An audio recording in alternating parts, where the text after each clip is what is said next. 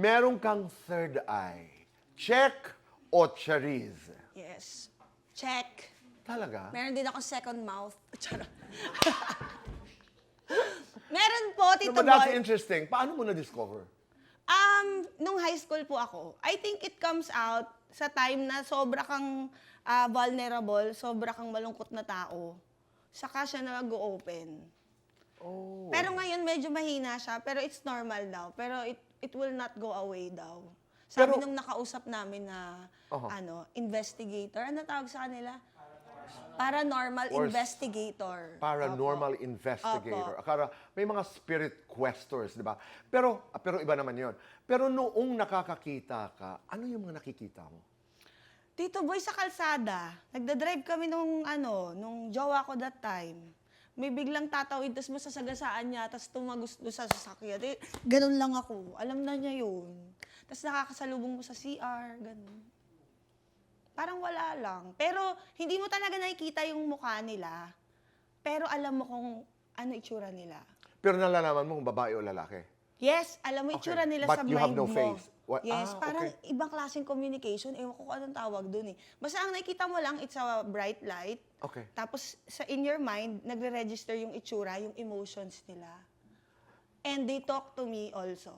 Oh my God. They Ano- ask for help, gano'n. Oh, okay. So was there a time na pinipigilan mo, sana hindi ako makakita, sana hindi ako makaramdam? Kasi, di ba nakakatakot? Yung sinabi po ng paranormal investigator na dapat ituloy ko siya, parang hindi ko type.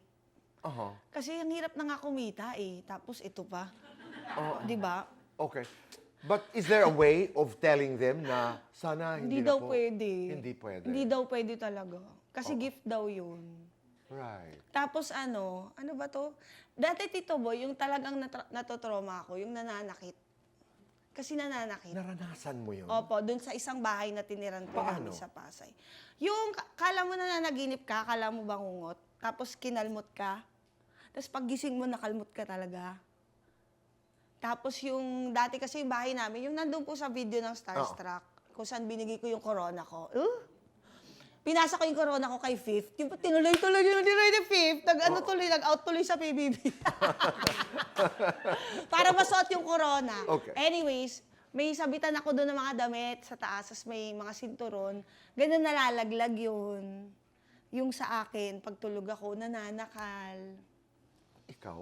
Opo. Nung nung high school. Pero yun nga, katulad nga po na sinabi ko kanina, parang na-observe ko, nangyayari siya kapag sobrang lungkot mong tao, sobrang mong daming darkness inside. At saka yung vulnerable ka. Opo.